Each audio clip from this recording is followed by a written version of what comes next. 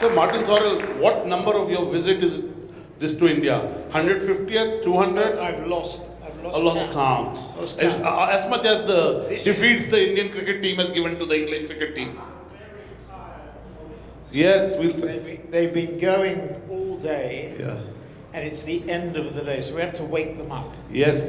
So do you think which cricket team is better, Indian cricket team or the English cricket team? Indian team. Thank you so much for saying that. But Sir Martin Sorrell, guess what? How young is Sir Martin Sorrell? You did say this is the tournament of the minnows. I was just looking at what Afghanistan did to South Africa. You saw they got to the second super over. It's amazing when you think about it. But yes. Anyway, and Nepal came within 4 runs of beating England. Okay. Today I haven't followed it. So there are a lot of shocks. Yeah. India was nearly turned over by USA. So who knows what can happen? Maybe it's the Donald Trump effect. It's the Donald Trump. He may take credit for that too. We'll have to see what happens. Yes. But on a serious note, Sir Martin Sorrell, a lot has changed since he started in advertising in 1975, 1976. He was the CFO of Saatchi & Saatchi. In 1985, Sir Martin Sorrell started the WPP group, and you saw what he built it to. When he was running it, the market cap was $25 billion. It is about less than $4 billion now. He started the S4 group 7+ years back. This is the 8th year. He built it very fast. Took it to, in less than 4 years, took it to more than $1.5 billion of revenue, and he's still at it. Guess how young is he? Any guesses on age without looking at the phone? Huh? 20 sorts. We'll bang on. His 81st birthday is 3 days from now. On the Valentine's Day, Sir Martin Sorrell will complete his 81st birthday and start his 82nd year. So, sir, what has changed about India in the last few years?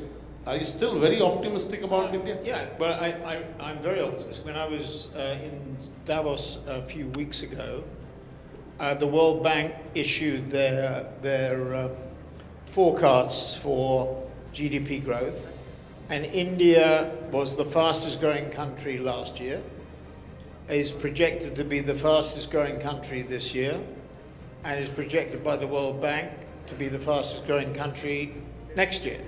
So India is on a roll. So I think what's changed, Modi has changed India. I mean, you can't probably attribute it to one man, but if you said to me, what has changed the most, it is probably the leadership. There are very few leaders that you think about on a worldwide basis now that you respect. There are plenty of authoritarian figures, but how many would, and I would think, you put Modi right up there, if not at the top. So I'm not just saying that because I happen to be in Mumbai, but I think seriously the leadership that he's demonstrated now, in his 3rd term,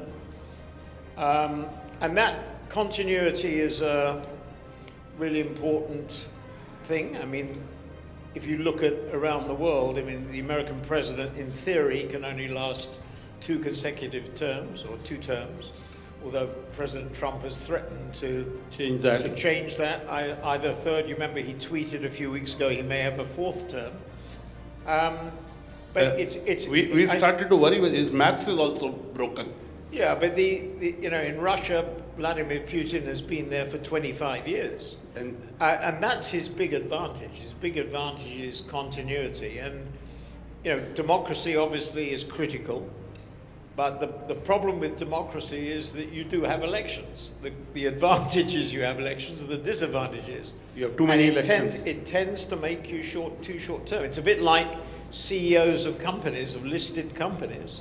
I think they are too short term. One thing I agree with President Trump is that we should get rid of quarterly reporting.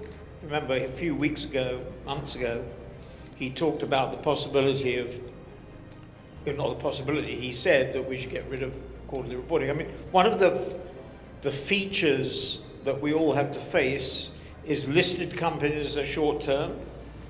Private equity, their hold period on average is 5 years. So they tend to be short to medium term. And venture capital, you know, we have a venture capital fund as a sidecar fund to S4 called S4S Ventures.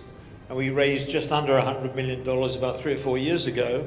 And we're investing in MarTech and AdTech, not very early stage, companies like Runway, TV Scientific, 4S, which is in-car advertising, autonomous vehicles and EVs. So, and a VC company, the first question you ask is, where's my exit? So, and because of the volatility in the world, you know, because of US, China, Russia, Iran, that creates huge volatility from a geopolitical point of view, and the technological volatility, everybody feels on edge. And there's too much short-termism. And that rebounds on marketing, because there is no doubt that clients are moving down the funnel to mid-funnel, lower funnel, activation, performance, result-driven. That may be valid because maybe consumers are less loyal, more fickle, less brand loyal than they have been historically. That's anathema to, you know, I was at Procter & Gamble this morning, and it's anathema to a company like that, or Unilever here, because brand building is part of their DNA, if not their DNA. But it may be that in a world driven by those geographical changes and that volatility and that technological volatility, that you have to change. Thank you, Sir Martin Sorrell. One of the big trends is consolidation. You saw what happened with Omnicom IPG. Yeah, I think that was, you say it's consolidation, that was really surrender by IPG. Philippe Krakowski, who was the CEO, and this is a serious point. I mean, there were 3 people in that organization that got golden parachutes. Krakowski, his CFO, and I think one other person, the controller. Otherwise, everybody from an employment point of view was at risk. And since that deal was consummated, when they started, there were 127,500 people. Now, they may have exaggerated that number, but they'll live to regret exaggerating, because when they started, when they announced the deal, there were 127,500. When they completed the deal, because of regulatory issues, took 11 months. 11 months later, last November, they were already down in their projections to 104,000. Now, they're selling off $1 billion of revenue. Part of it was Jack Morton, which they sold off recently, or went to a private equity firm. So let's say about 6,000 people are attached to that $1 billion. That takes you 110. So 17,500 people have lost their job before the deal was consummated. 3 people were protected. The 3 people who negotiated the deal. It's not really, and I would argue, and obviously I'm saying this publicly, I think Philippe Krakowski surrendered. He didn't see a way forward. He lost his compass. The only person who was protected, or the only people who were protected, were those 3. Otherwise, everybody. And I'll just tell you a story that, just so we know, and I think because the business has become very harsh.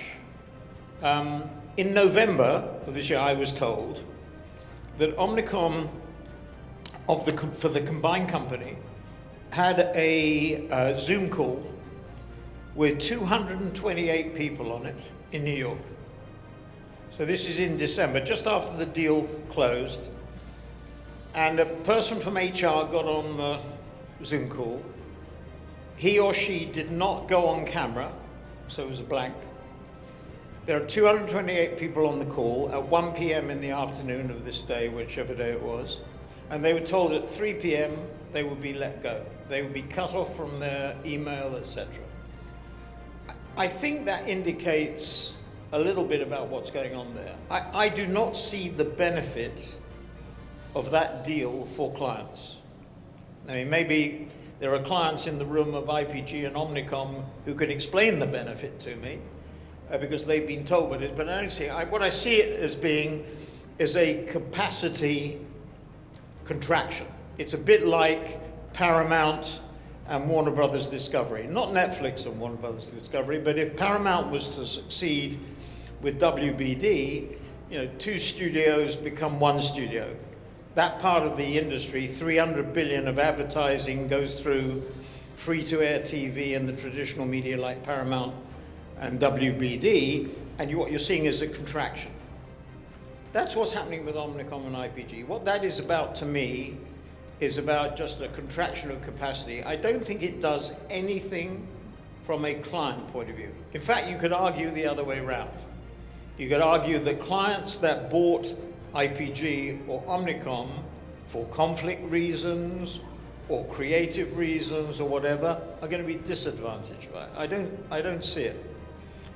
I would see, going back to a more constructive comparison, I could see when Publicis buys Sapient or Publicis buys Epsilon, I can see a benefit. There's a digital benefit there, there's a data benefit there.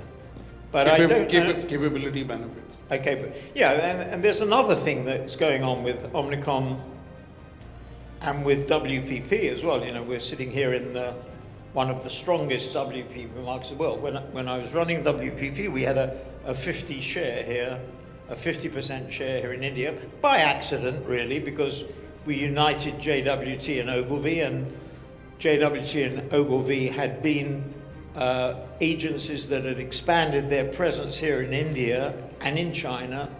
They were in the forefront of doing that for whatever reasons historically, because of their Anglo connections or whatever. But you know, you need what you're seeing at Omnicom, and I think what's coming at WPP on February the 26th. When Cindy Rose is a town hall. Which is when they have their strategic presentation, and they're signaling it by combining. It was very interesting because Century Plywood, it was very interesting. He said his agency was Wunderman Thompson. It isn't Wunderman Thompson. It's an agency called VML. I said VML, they have collapsed. They've collapsed. Even the clients don't know what the name of the agency is. It's VML. It was the weakest brand in their agency portfolio. I mean, it beats me that they'd killed J. Walter Thompson, they'd killed Gray. I don't know. It's total confusion. But the point I'm making is this. Publicists have organized themselves like monks, like our agency, geography first, client second, capability third. So you have people running your cities, running your countries, running the business. The client supervisors, that's the horizontal part of the matrix. So the vertical really is around country, horizontal client, horizontal around capability. Omnicom is organizing itself around capability. It's having Omnicom advertising, Omnicom production, Omnicom media.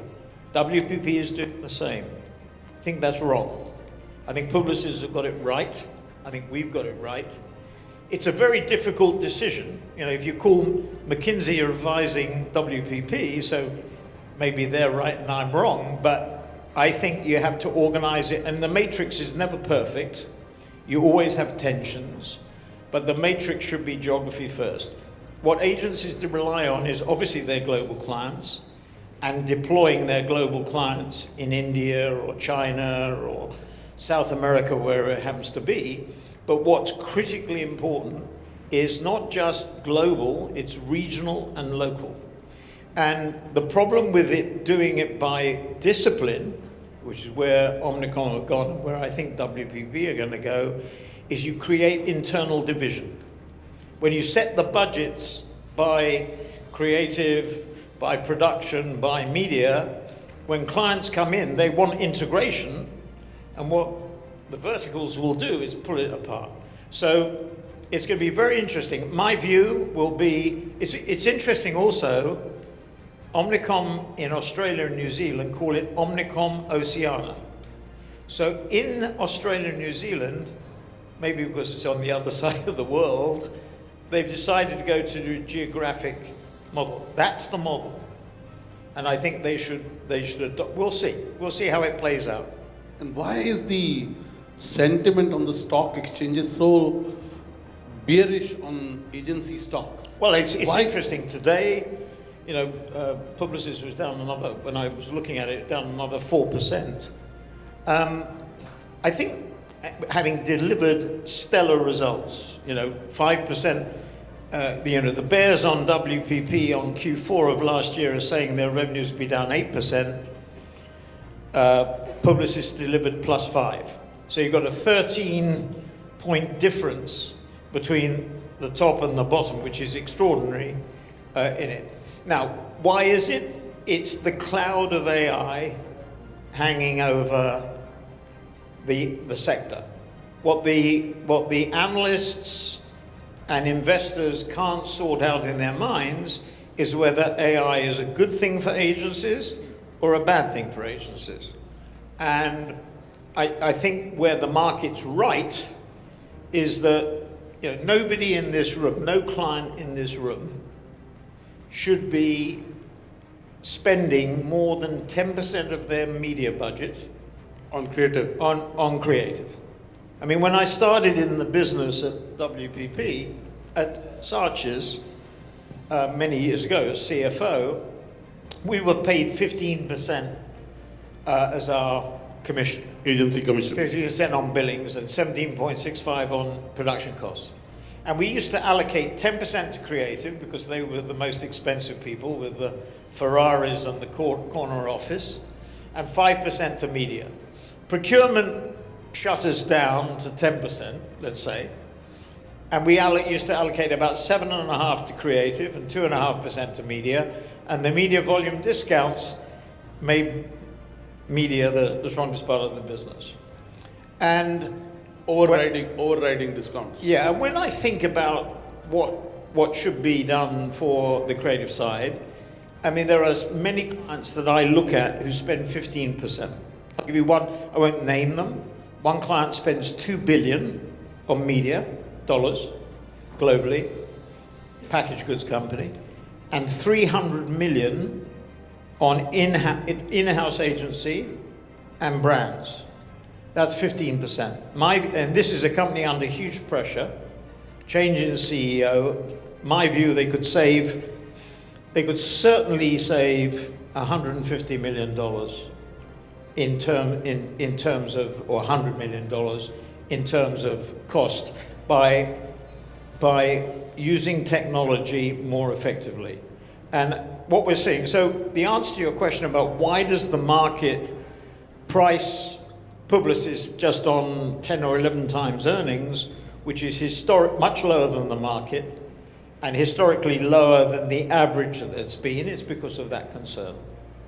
And that will, I think, continue until we see sustained growth. Now, in the case of Omnicom and WPP and Dentsu, maybe less so Havas and Publicis, the creative part of the business is probably around 35-40%.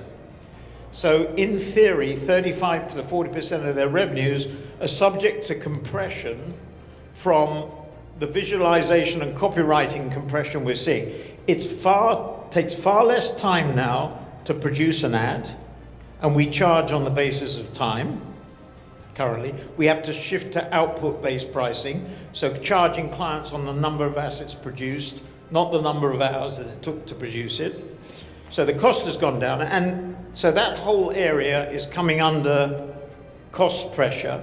The second area, personalization at scale, the Netflix on steroids, as I call it, where you personalize communication using the signals from the platforms, plus first-party data, that's exploding. I mean, we are seeing huge amounts of effort and investment in personalizing at scale. Media planning and buying is going to be made totally algorithmic, in my view.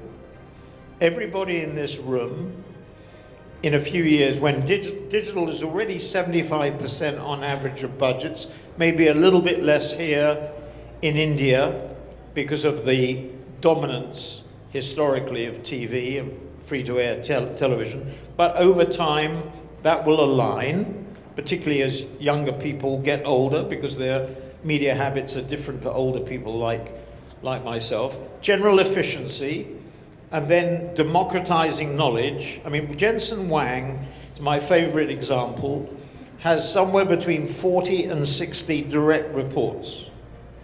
If you went to McKinsey or Bain or BCG, they would tell you that the maximum span would be 12 or 13 people. What AI enables you to do, in theory and in practice, is by democratizing knowledge, by giving people access to knowledge, you flatten the organization. People build silos inside organizations by controlling data, by controlling information. That's going to go. I mean, if we implement it at scale. So huge changes are taking place, and the market can't sort out in its mind. You know, last week, Anthropic introduced this new software around legal services. You know, that had an impact on the agencies, taking it out. So I think it's really interesting, but only time will tell. I think WPP, Dentsu, and Omnicom are more vulnerable to that systemic decay. Publicis probably, they say publicly 25%, let's say 25% to a third of their revenues, so they're less exposed, still exposed. So the market's hesitant. A model like ours, in theory, it should be our advantage. I mean, one of the questions you asked Century was, what do you expect for 2026? In 2024, we talked about AI being, you know, sort of wow. Last year it was how. This year we want it to be now. I don't think it's going to happen this year because I think things are too good. Companies are doing too well. Whatever you think about President Trump, he is good for business. And the S&P 500 is growing, Q4 of this last year, 12% on EPS. Exclude the hyperscalers, it's 9%. Same for Q3. The forecast from Goldman and Morgan Stanley for this year for EPS growth for the S&P 500 is another 12, 13, 14, 15%. It's, you know, Donald Trump yesterday in an interview said he thought the American economy could grow at 15%. I think that's hyperbole, but it's growing at 5%, which is as strong as India. India did a little bit better than last year, 6%, 6.25%, but US is 28 trillion, India is 5.5, 6 trillion, whatever it is. So you're talking about an economy which is 4 times bigger, growing at a very similar rate.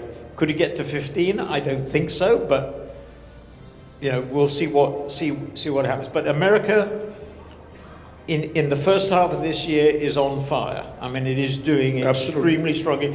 And as long as companies do well, they're not going to change. The only sectors where we see wholesale adoption of AI is autos because of Chinese EVs and AVs and the threat, and financial services where the fintech platforms are attacking branch banking. There we see, because companies are worried by economic disruption, there we see change. Okay, I hear you, but now let me focus on 2 aspects.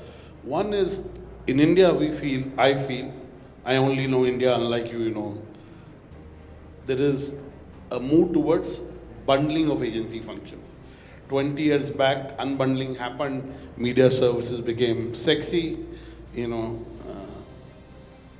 Do you see a similar trend, or I think you don't see a trend? A couple of things. Firstly, I do think, you know, we have 3 models at Monks. The first is the outsourced model where clients give us stuff to do. The second is the embedded model, like with Google, where we embed our clients into, our people into clients. And the third is the in-house model. We're the subject of a Harvard Business School case study about the in-housing of media at T-Mobile and Sprint. It's a celebrated case. What I do think is, you know, if one end of the spectrum is outsourcing and the other is in-housing, that the pendulum is moving towards embedded models and in-house models. For example, BBDO lost the Home Depot business in the US a week or so ago, when they in-housed. I was talking about, say, one of the big technology companies, very advanced on in-housing. Media planning, the CMO of one of our clients said to me a year ago, there is no agency that knows more about our industry, it was the automobile industry, than we do. Media planning should be in-house. And I sort of agree with that.